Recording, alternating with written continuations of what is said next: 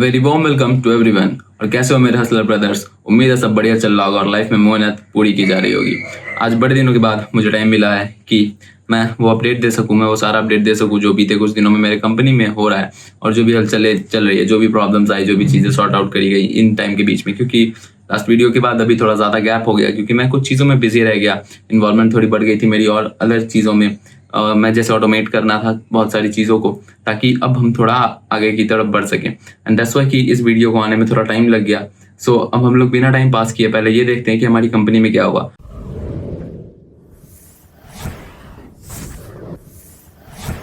और ये है मेरे हसल की self made documentary making a $1 million company का एपिसोड नंबर 11। और लास्ट 10 एपिसोड में मैं बात कर चुका हूँ कि मैंने कहाँ से आइडिया उठाया और कैसे मैंने जीरो से हर चीज़ को इम्प्लीमेंट करके आज मैं इस स्टेज तक पहुंचा हूं। और ये सारी चीज़ें स्टार्ट हुई है आज से 3-4 महीने पहले, जिसमें मैंने हर एक पहले फर्स्ट मंथ में आइडिया उठाया, फिर ये देखा कि उस चीज़ को कैसे इम्प्लीमेंट करना है एंड एवरीथिंग।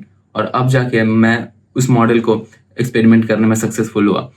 अब जाके मुझे उसका रिजल्ट दिखना शुरू हुआ है और वो रिजल्ट एक्चुअली में वर्किंग है, जैसा कि मैंने 3-4 महीने पहले प्लान किया था कि ऐसे ऐसे प्लान होगा, ऐसे ऐसे स्टेपिंग करेंगे, ऐसे ऐसे चीज़ें मूव करेंगी।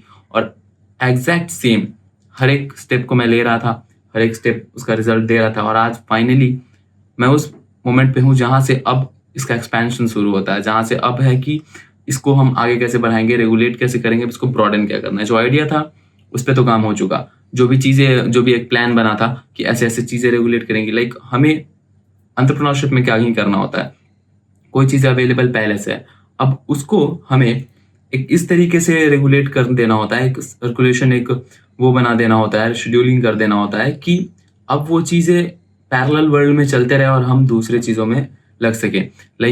हम जरूरी नहीं है कि हम जब तक जागते रहेंगे तब तक वो चीज़ें हमें पैसे बना के दे। हमें ऐसा मॉडल तैयार करना होता है कि हम अगर नींद में भी हैं तो वो चीज़ काम कर जाए।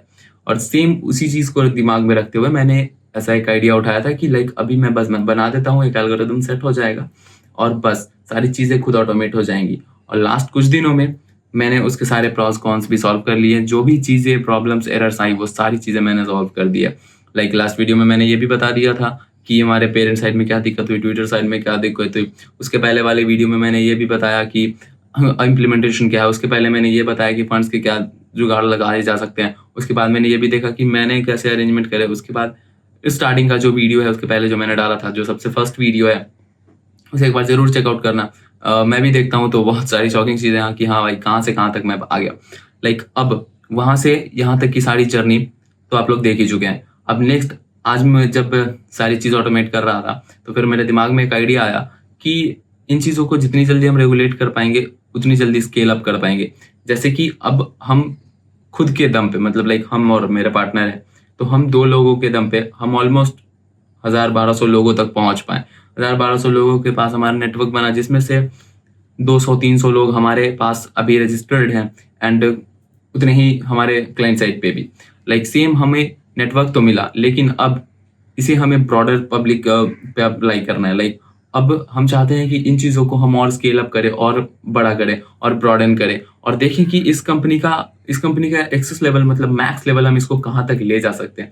जैसे ये जो मॉडल मैंने बनाया है, क्या ये मुझे मेरे डिजायर्ड सपने, जो कि मेरा $1 मिलियन कंपनी बनाने का सपना है, वो ये कंपनी पूरा कर पाएगी या नहीं, वो ये चीज़ फुलफिल कर पाएगी कि नहीं। और उसके लिए क्या क्या एक्सपेंशन के तरीके हो सकते हैं, क्या क्या ब्रॉडनिंग करने के तरीके हो सकते हैं, उन सारी चीज़ों को अब देखना ज़रूरी है। क्योंकि अभी वो टाइम है, जैसे अब हमारा तो प्लान ये पता चल चुका है कि सक्सेसफुल है, कि ये मॉडल काम करता है और ऐसे ऐसे काम करता है, इसके ये बेनिफिट्स हैं, ये दिक्कत है, ये ड्रॉबैक्स हैं, इन सब चीज़ों का हमने पता लगा लिया। अब बारी आती है कि इस प्लेटफॉर्म के बाद ये बेस हमारा रेडी हो चुका है, इसके बाद हम इसको स्केल कैसे करेंगे। हमारे पहले 10 के बनाए जा चुके हैं, उस पर भी एक वीडियो आ रही है। और उसके बाद अब हमें देखना है कि हम उसको कैसे स्केल अप करेंगे, कैसे हम चीज़ों को बढ़ाते जाएंगे और इस कंपनी का फ्यूचर देखेंगे। And after sorting out everything, मुझे इतना तो पता चल ही चुका है कि अब मेरी कंपनी क्या रिटर्न जनरेट कर रही है, इसमें क्या दिक्कतें हैं, क्या एरर्स हैं, क्या बढ़िया बात है और कैसे इसको एडवर्टाइज करना है वगैरह वगैरह एंड ऑल। मुझे एग्जैक्टली वो सारे पॉइंट्स मिल चुके हैं, जहाँ से मुझे कस्टमर्स लाने हैं, जहाँ से मुझे क्लाइंट लाने हैं एंड एवरीथिंग। तो इतने दिन के सारे एनालिसिस के बाद अब मैं इस सारी चीज़ को शॉर्ट करने के बाद एक नतीजे पे निकला मैं और मेरे पार्टनर कि भाई जो हमारा $1 मिलियन कंपनी बनाने का सपना है वो इस कंपनी के थ्रू नहीं हो पाएगा। ठीक है, इसको हम स्केल अप कर सकते हैं, लेकिन ये बहुत ज़्यादा टाइम लगाएगा, इसमें हमारी उम्मीद से ज़्यादा टाइम लगेगा और शायद हमारे पास उतना टाइम फिलहाल नहीं है, क्योंकि हमें चीज़ें घर पे भी शो करनी है, हमें घर पे जवाब देना है कि हाँ ठीक है, हम कैपेबल हैं कुछ करने के। तो रैपिड ग्रोथ के लिए हमें यहाँ से एक और आइडिया उठाना होगा और हमने ये भी फाइनल किया कि अब हम कुछ ऐसा सोचेंगे जिसमें मार्जिन ज़्यादा हो, क्योंकि इतने दिनों में हमें ये तो पता चल चुका है कि ठीक है इसका मार्जिन थोड़ा कम है, और ये भी कि भले इसमें इन्वेस्टमेंट ज़्यादा नहीं है, लेकिन ये भी है कि इसमें रिटर्न्स भी ज़्यादा नहीं है, ऊपर से क्लाइंट्स का आना जाना, और ये एक तरीके से सीजनल भी है। ये ऐसा नहीं है कि हमारे साथ रेगुलर फ्लो बना पड़ा है, इसमें कुछ सीजन्स में उतार चढ़ाव भी है, मैंने देखे। सिर्फ इतने दिनों में ही मुझे ये पता चल गया कि इसमें उतार चढ़ाव भी है। इसने ये भी पता चल गया कि इसमें क्या क्या दिक्कतें हो जाती हैं। कभी कभी होता क्या है कि एकदम से कस्टमर्स आने ही बंद हो जाते हैं और उस समय हम ये सोचते हैं कि अरे भाई अब क्या। तो इससे बचने के लिए हमने ये सोचा कि अब हम कुछ बढ़िया करेंगे, हम कुछ इससे बढ़िया करेंगे, इससे बड़ा करेंगे और एक ऐसा अपॉर्चुनिटी खोजेंगे जो इससे ज़्यादा मार्जिन बना के दे, इससे ज़्यादा अवेलेबल हो, इससे ज़्यादा डिमांड हो इसकी। एंड अब जब हमारे पास थोड़े बहुत फंड्स एलोकेशंस आ ही चुके हैं तो अब हम इसको री इन्वेस्ट करने के फेवर में थे। एंड पार्टनर से भी कंसल्ट कर लिया कि ठीक है करना ही है ना, वैसे भी खोने के लिए हमारे पास क्या ही है, कुछ नहीं, ये जो बनाया है वो खुद का ही है। अगर आज हम इस चीज़ को जनरेट कर सकते हैं तो कल भी जनरेट कर लेंगे, कोई बड़ी बात नहीं है। लेकिन आज अगर हम इस चीज़ को जनरेट करके बचा लेते हैं तो बचना तो है नहीं, कुछ दिनों में तो ये वैसे भी खर्च हो जाने। तो ठीक है, इसको री इन्वेस्ट करेंगे और देखेंगे कि हमारा अगला मॉडल सक्सेसफुल होता है कि नहीं। तो अगले मॉडल के लिए हम लोग आइडिया सोचने के पीछे आ गए थे और इस कंपनी में कोई एरर ना आए, कोई दिक्कत ना आए, इसके लिए हमने सारी चीज़ें ऑटोमेट करने का सोचा। अगर हमें रिसीव करना है कस्टमर्स को, उसके लिए एक स्टाफ रखना है, हमें सर्विस देनी है उसके लिए एक स्टाफ रखना है, सारी चीज़ ऑनलाइन मैनेज है उसके लिए एक वेबसाइट फिक्स कर देना है और सारा पेमेंट गेटवे वगैरह वगैरह सब क्लियर कर देना है, एक्सेल शीट एवरीथिंग क्लियर करके दे देना है। और बात रही ऑफिस की, तो ऑफिस अभी भी हमें उसकी ज़रूरत नहीं है, जब ज़रूरत पड़ेगी तो ऑफिस में उसमें डाल दूंगा।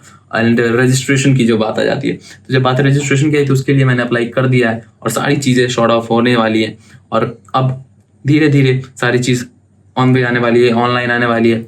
और जैसे ही वो जो भी चीज़ ऑटोमेशन मैंने सोचा है, जैसे अभी AI ऑटोमेशन वगैरह बहुत सारे चल रहे हैं, तो जैसे ड्रॉप शिपिंग वगैरह है कि लोग एक बार ऑटोमेट करते हैं बात करते हैं, यूट्यूब वगैरह हो गया थी, एक बार ऑटोमेट कर दिए फिर बात करते हैं, सेम अब होने वाला है।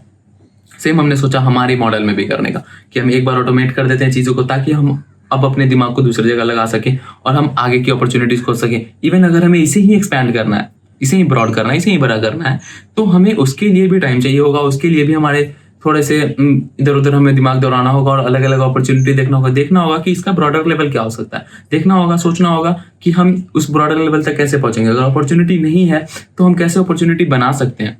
इवन सारी चीज़ देखना हमारा ही काम है, मैंडेट करना हमारा ही काम है। तो हमने ये सोचा कि अब हम चीज़ों को आगे स्लोली रेगुलेट करेंगे, इसे ऑटोमेट करेंगे और एक नया आइडिया सोचेंगे जिसमें मार्जिन बड़ा हो और उसी पे काम करेंगे। उसके लिए ही अब हमारे पार्टनर हम और कंसल्ट हो गए, अब हम लोग उस पर पूरा फोकस्ड हैं और नेक्स्ट एपिसोड में हम लोग देखेंगे कि क्या क्या चीज़ें कर सकते हैं। नेक्स्ट एपिसोड में तभी बनाऊंगा जब मेरे पास एक आइडिया होगा फुल प्रूफ प्लान के साथ कि क्या आइडिया हो मुझे ज़्यादा मार्जिन बना के देगा और कहाँ से मैं प्रॉफिट बनाऊंगा। और मैं ये भी बताऊंगा कि मैं अपने $1 मिलियन के सपने में कहाँ तक पहुँच चुका हूँ, कहाँ तक मैं उस चीज़ को कोप अप कर चुका हूँ और कितना टाइम लग सकता है। ये मेरी सारी एजम्पशन मैं वहाँ पे बताऊंगा कि कितना टाइम लगेगा मुझे अब मेरे डिजायर्ड डेस्टिनेशन पे पहुँचने के लिए। जानता हूँ अभी वक्त है, लेकिन फिर भी कोशिश करने में क्या जाता है। दिन में 24 घंटे काफ़ी है, 24 घंटे में जितना हो सके उतनी मेहनत करनी है और हर दिन कल से बेहतर हो, जैसा कि मैं हमेशा कहता हूँ। सो मिलते हैं नेक्स्ट एपिसोड में। Till then stay tuned, good night.